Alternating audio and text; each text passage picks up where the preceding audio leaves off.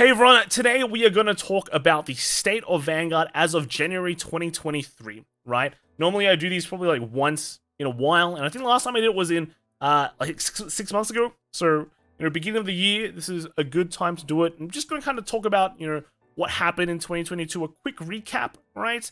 And then also talk about what needs to kind of happen in 2023, I think, to make this take Vanguard to the next level, right? So overall, 2022 was mostly good, right? I think it was a pretty good year. I think lots of different opinions of that, but I think it was mostly good, right? There were definitely issues, right? There were definitely issues, but I think the main thing about 2022 was basically everyone just wanted to go out and play games, right? They wanted to go outside, hang with the boys, right? And play some games, play some tournaments, and go to Worlds, right?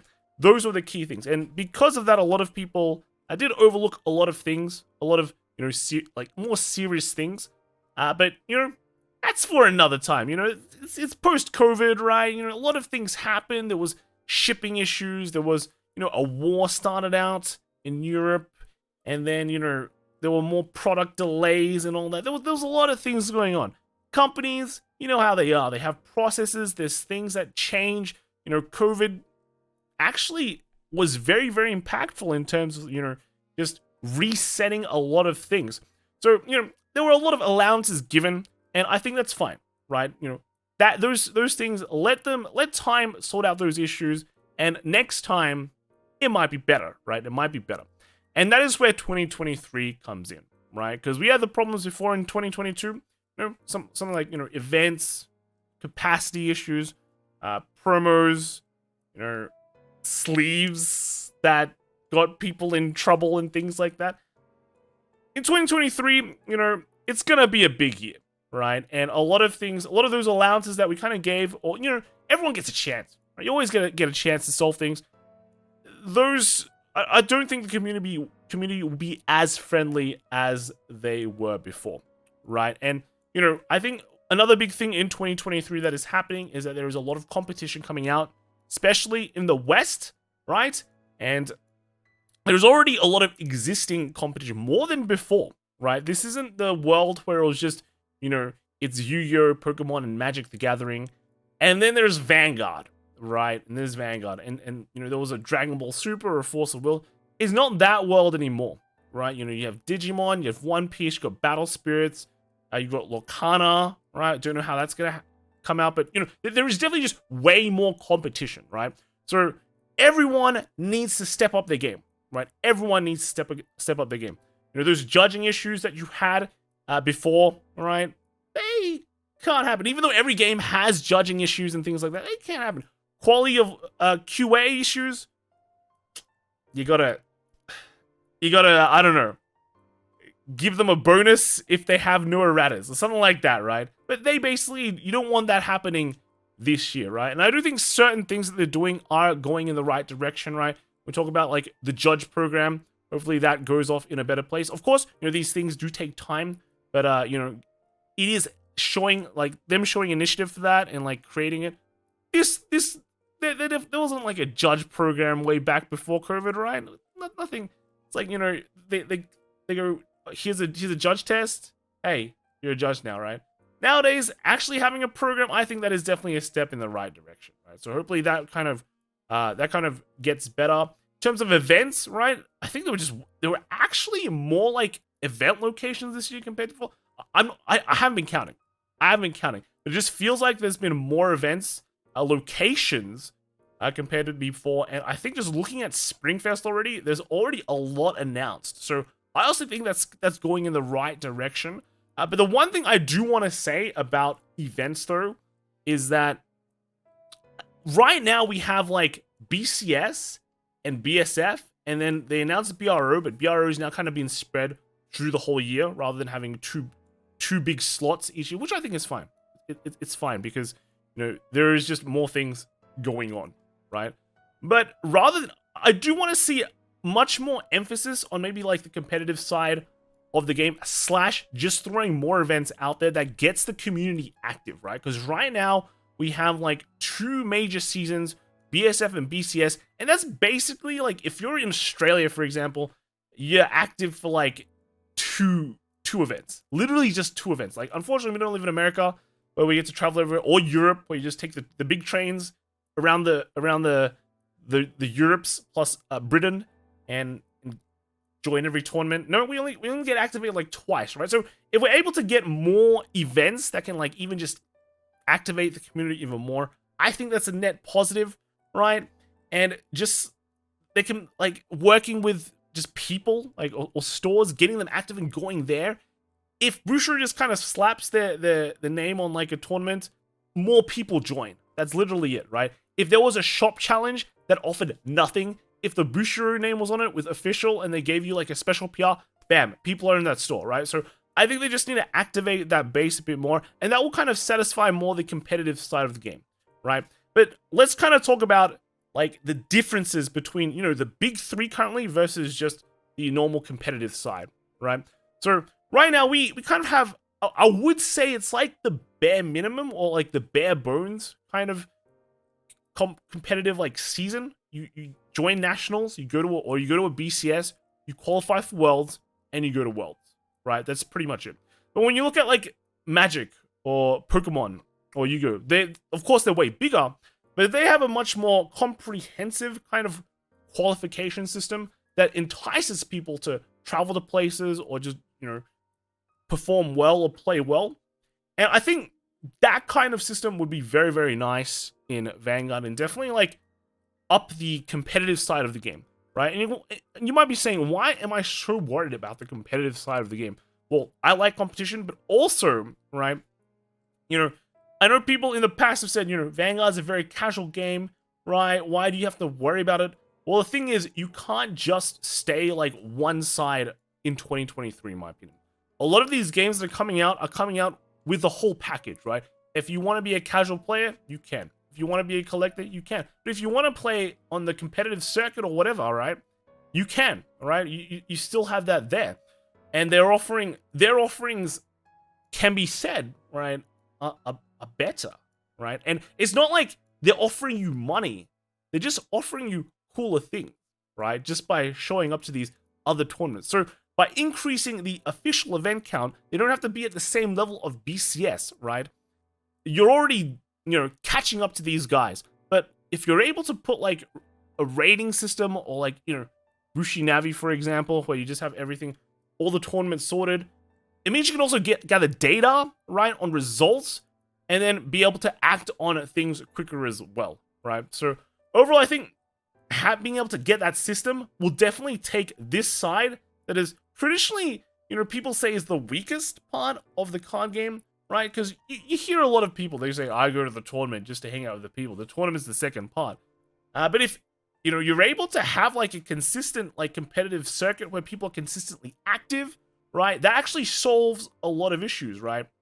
You wonder, how do you get people into stores? Well, if you have official events, people will just go, right? People will just go, right? You don't have to print like $80 PRs to get people to go. But if you have them too, I'm pretty sure people will go as well, right? Just saying. But if you had more official events, more data, more people going, more reason to buy cards, right? If my BCS is in December, why am I buying cards in July, right? That's what a lot of people are probably thinking. So having more events definitely means more incentive and will definitely bring the overall, like the macro side of at least the competitive side up to like the same level as other card games. And it's not like just the competitive players benefiting. If there's more reason for players to buy product, that means there's more reason to sell product as well. More reason why people want to buy X boosters, and then knowing people, like there'll be more people buying it, right? So I do think that does help with the overall situation. But also, let's kind of talk about some of the big topics that people have been asking about in 2023. Right, so let's kind of start off with Premium. I think Premium is okay, right? We have Worlds coming up. I think the ban list was fine, Premium, and overall it's fine. I think last season we had one of the best kind of competitive circuits, right? I think. I mean, I did top, so I have some bias, but I think even with the bans that they did, I think Premium is still in a fine place. Of course, post Worlds, I think we might need to do a few more touch-ups with certain mechanics. such as ride downs, for example. But that's like another topic, right? That's another topic. But I think the big question has been V Premium. What is happening to V Premium? This year is when the VRs get reprinted. So I think there's been a lot of speculation that V Premium is gonna die, right? They haven't announced any new product at all yet, right? So what people are saying is, hey, they're probably gonna reprint the VRs and then kill the format, right? Just go, hey, here's all the reprints, have fun, see you later. Let's go play standard premium. I personally, I don't know. I think it's still too early to say. We do have a V Premium BRO event, but noticeably it is at the beginning of the year, right? Not at the second half of the year. And also there is still a lot of people playing V. I'm not gonna lie. If you look at how many people, all the veterans, right, are choosing V over standard, even in like a terrible format such as Steam Maidens. So I think there's still a lot of popularity behind it. Whether they want to continue supporting it, that's a different story. But yeah, I think killing V is kind of wrong, right? Now, they did announce Shadowverse is coming out in English, so a lot of people are also saying, yeah, V is dead. They're going to just replace the V slot with Shadowverse. But I think Shadowverse is a totally different beast, right? I don't think Shadowverse fits the BCS circuit at all. I think Shadowverse is just its own thing. And if you look at Japan, Shadowverse is kind of its own thing, right? They have Vanguard, and then they have the Shadowverse events. I mean, the Shadowverse events in Japan are like a totally different story. They're like humongous, right? 3-day, I think, was it 2 or 3 day events? But they had like heaps of rounds. The entire system for it is totally different. So I don't really think they're going to meld Shadowverse with the BCS. It's just kind of going to be its own thing. But I do think like ending V is not correct, right? There's still a lot of people playing V, still having fun with it. You don't have to play it every day, right? But it's still, if there's still a lot of people playing it, then I'd say let it be, right? But let's talk about standard. And I think I think standard is the victim of people kind of 2022 in a way, where people go, there are some problems with the format, but let's not think about it until later, right? Because we're having so fun. So let's kind of start off with the good things with standard right now. I think Dragon Tree Invasion looks very, very good. I'm a huge fan of the antagonist kind of blocks coming up, and looking at like what set 9 and how it'll probably combo with set 10, because it's like kind of the end of like the series, like it's like the antagonist kind of thing. It looks good, right? I think these kind of blocks are very, very important for Vanguard. You can easily set the tone for like a few sets, and you just kind of build upon those blocks, right? So in set 9, we have the Dragon Tree Invasion. We've got those, I think, Ryuki markers, or like basically they give you have those fake Dragon Tree kind of invading cards for each nation, right? And they kind of build upon that for a couple of sets, and you have something good going on, right? It's not like we didn't have blocks in the past, right? We had like Limit Break era, we had G era, we had Legion era and things like that. Even in Limit Break, we had like break rides, and then in G era we had like G Guardians, right? So there were already a lot of blocks before, and they only lasted so long, right? Because they had to support every single clan, right? Nowadays, you probably don't need to have like an X year long block. You can just have like a couple of sets, maybe just like 4 sets, 3 sets of a specific mechanic, and it's good, right? Similar to what like other like Magic does, right? They have their blocks, right?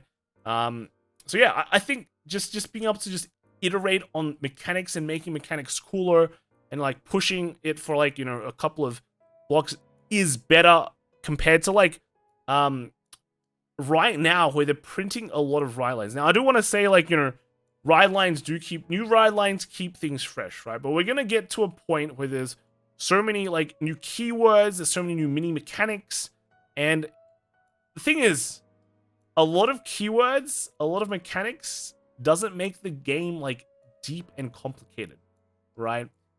It does make it, well, deep and interesting. I mean, it does make it complicated and bloated though, right? Imagine if you're a new player and you go, what is a product? And you're like, oh, a product is this. And then they're like, okay, what is a friend? And it's like, well, you don't have any, right? Don't worry about it. But yeah, there's so many mechanics. It's pretty daunting to kind of get into the game and go, oh, did you just, why are there 2 cards under your thing? Did my card go face down? And oh no, what's that? Is that a, I don't know what that is, right? It's just, when you have so many mechanics, it's very hard to introduce people into the game. So I think just by, if they're able to kind of slow it down, iterate on things more, then I think they can get a lot more value, right, out of what they want, you know? Because I think a lot of people are going to get fatigued when they see, oh, it's just it's Welstra 2.0 in the next set. Oh, Great Nature's coming back, but different. But, you know, they have a new mechanic as well. Here's the new plant token. So I think, like, imagine at the end of the year, we have so many new things, right? It's like everything is new and shiny, but there's just so much bloat, right? What can you do? What can you do with this bloat, right? Just so much. So I think they might need to slow. I think they need to slow the new mechanic stuff down. You probably don't need to. You probably don't need to call something new, like a new mechanic every time a new ride lines is kind of introduced, right? So that's just something that I hope they slow down. I hope they slow down. The other thing that's a big issue is that the price of the game is getting pretty high. Right? It's actually getting pretty high. When you compare it with previous kind of seasons, right? You know, V era, or V and like G era, right? Let's say the price of like Youthberg, for example. Like Youthberg is the most expensive deck in the format right now. That thing is getting to the point where it's more expensive than those other decks, right? I think like a V deck back then definitely wasn't $550, you know? And like a G deck might be that much money, but you have to remember the G era decks, a lot of it is in the stride zone. So those kind of get reused, or you buy that and you can like kind of, you know, use it for a while, right? And then the main deck was pretty cheap. But here you have something like, you know, Tempest comes out, $60, right? $60. And then, you know, maybe buy like set 10 or something that gets replaced, or something else comes in and gets replaced, like Gust. Gust is like probably next on the chopping block to get replaced. But yeah, and it's not just, like, you might say that's only Youthberg, it's so expensive, but if you look at the other stuff as well, Ava, right, $90 promos, right, Overlord, $50 promos, and everything from set 5 as well, getting more and more expensive, right? So overall, the price of the game is just going higher and higher. And that's also a very quick way to get a player uninterested. They're like, I want to, that girl looks really cool. I want to play that deck. All right. I like researching as well. How do I buy it? Well, you buy this $90 promo, and then you can start playing it. And like, oh, okay, I guess I'll go play something else then. Right. And the worst thing as well is that because, you know, back to the promo situation, what happens if they can't get the promo? Right. Hey, you're done. That's it. You just can't. You just can't play the game. Can't play. Shelling Cannon, you want to play Flagwig? No Shelling Cannon? Sag. Right, Sag. So, the price of the game for standard is definitely going way too high. They need to deal with it. This is definitely something that's going to explode in their face, right? Coming soon. And, you know, the easiest way, just reprint the cards. Reprint the cards. You don't even need to print a reprint set, right? Remember Festival Collection? Probably one of the worst products printed in 2022. Because those, like, reprint sets just don't really sell very well unless it's... I don't even think, like, the old, you know, the premium Revival Collection stuff sold well as well. So, overall, I don't think reprint sets sell well. Just print them in the main deck. You have so much slots, right? Brainwash Swirl is going high in price. Reprint it. Maybe give it another art. Lower the rarity. Put in the set 10. Done, right? Price is done. Announce it in advance. If you're worried about stores, like you're getting annoyed at stores, announce it in advance, right? Say, hey guys, you know, set 9 is coming out soon, but we're reprinting out some stuff in set 10 that are too expensive. stores will go, oh, okay, all right, maybe we should cut down on the amount of brainwash swirlers we buy, right? But again, back to the communication. Just communicate with the community. Say, let them know, right? What does telling people, like, if you're gonna reprint something and letting the people know, right? Stores go, okay, I know to cut down. Players go, wow, something I can finally play the deck in set 10 at least at a cheap price. So, you know, good times, right? Good times. So just reprint like the big thing, swirlers. If you really want to do promos, reprint the promos at least. Don't just make a second set of promos that come out and go like, you can get them now, but if you miss out because it's December or something, you know, or it's maybe you're out, you're done, right? You're done. Just print them out in a main set, and I think people will be happy, right? Just print it. Or you can even do the Y Schwartz way. Reprint the card, but with a different name, right? Will players play 8 Brainwash Swirler? I don't know. Maybe they will. But, you know, at least they can play the second one and you know, have fun, right? Will people play 8 Shelling Count? I don't think they will, right? So, yeah, overall, I think that's just, I think they should just do it, right? Just reprint. R-E-P-R-I-N-T, right? Just reprint, okay? And then the promo situation, that's also kind of the issue as well. Just, I know for the West, for the English side, it's a bit hard because they have to follow, most of the time they follow the JP side, right? But in our case, just spam out more promos, right? Just spam out more promos. If we go to a shop challenge or you go to locals, instead of giving us a pack, give us 2 packs. Give us 2 packs. Give top 8 like a holo turbo pack that comes with like full holos or an FR of like the promos, and then, you know, at least more in circulation, you know? At least more of the PR in circulation. I do think, you know, they did announce, you know, it is happening this year. Is for like I think the tournament pack that comes with buying packs, right? I think that they're printing out more of that. So that's definitely a step in the correct direction. But just print more. Just print more. And I think it'll solve a lot of issues because there'll be just more in supply, right? Just way more in supply. So yeah, spam out the promos, spam out, reprint the stuff, make the price for standard lower. Standard is the product that is going out to, you know, the newer players, right? If you want people to play the game, you're probably asking them to play standard. Make standard like that, right? I know they don't want to make standard too hard, right? So maybe you don't print out 200 mechanics. But make a mechanic deep. Add depth to them, right? Iterate on them. Make them cool, right?